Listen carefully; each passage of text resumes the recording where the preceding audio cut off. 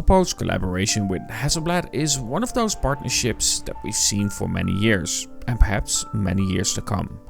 But as with any collaboration, there is a double-edged sword to it, especially when it comes to this Oppo Find X8 Pro. Let me explain in this final video and long-term review of the Oppo Find X8 Pro. Hasselblad, a brand that is known for a unique profile and a camera setup that I love to test out someday, especially in a place like Iceland. The results of their cameras has always drawn me to that more iconic look and that cinematic style. But when a collaboration like this is found on a mobile phone, you'll quickly realize when you use auto, you don't really get that. In auto mode, it just feels basically like any other phone, sharp but artificial. Almost like a filter was applied, leaving you with the question where the Hasselblad magic comes into play.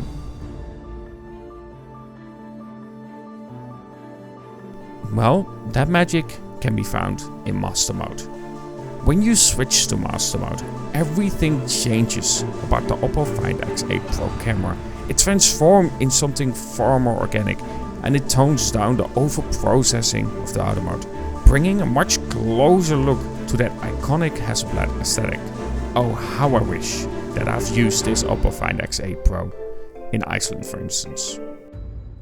Now, of course, it's not all sunshine and rainbows, depending on the situation. Some people might find the images too dark in that mode. But remember, this is essentially the Pro mode. Just like any other phone, you can tweak it and adjust it to the settings that suit your style. And for me, even with this somewhat limited dynamic range, Master Mode really changes the game. Does it beat the Xiaomi Leica collaboration? Not quite, but it does share a second spot with the brands like Vivo and Sony Zeiss collaboration. For me, the true beauty of photography always lies in its style, the character of the shot itself, and that's where the Oppo Find X8 Pro shines when using Master Mode. But it also falls short in certain situations.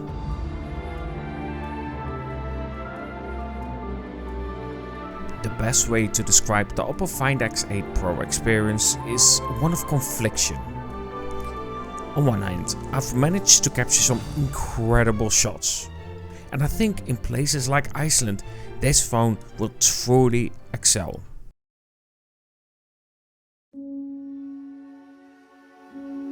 On the other hand, it also shows moments of weaknesses. For instance, the minimum focus distance on a telephoto is limited, and macro shots, well, they are done via the ultra-wide instead of via the telephoto. This too restricts some of the possibilities.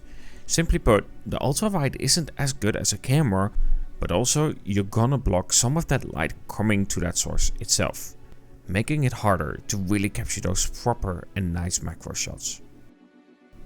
Yes, the weather during my time of using the Oppo Find X8 Pro wasn't ideal. Not many flowers, not much vibrance to the life itself for photography like that. But even with that, I wouldn't be able to capture those flowers the way others can. That's why I would say the Oppo Find X8 Pro is a phone that has a lot of potential, but it made some choices that holds it back a little bit. And therefore, I'm very curious what they will do with the Oppo Find X8 Ultra. Because if they fix those, this is going to be one of those top contenders.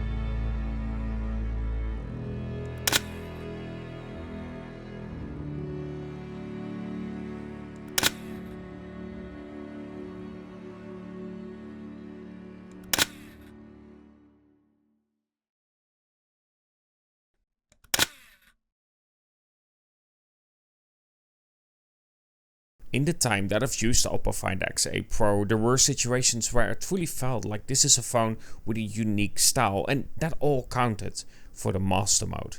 When using the auto mode for myself, I just simply wasn't impressed with it. It felt too processed and it just felt unnatural for me. And therefore I would often use master mode on it and not the auto mode. I know that auto mode also comes with its benefits. The max zoom that you can do in master mode is ×10. But for me, when I go past that with a lot of phones, I feel like it starts to look artificial and the quality just simply isn't there for most of them. And therefore I would say I wouldn't use it anyway. For me, that's not a miss. And next to it, of course, there are situations where I'm not positive about the experience on the Oppo Find X8 Pro, but you cannot appreciate beauty without acknowledging its flaws. And the Oppo Find X8 Pro has its flaws, but it also really has its strengths, and I think this is a phone that will excel in situations like I said, Iceland or colder situations. I think there it will capture that beauty really well. And the Oppo Find X8 Pro is an excellent phone for the price that you're paying, because let's not forget, you cannot really compare it with something like the Xiaomi 14-15 Ultra or for instance any other Ultra, because this isn't aimed for that same price category, and therefore you have to take that in account.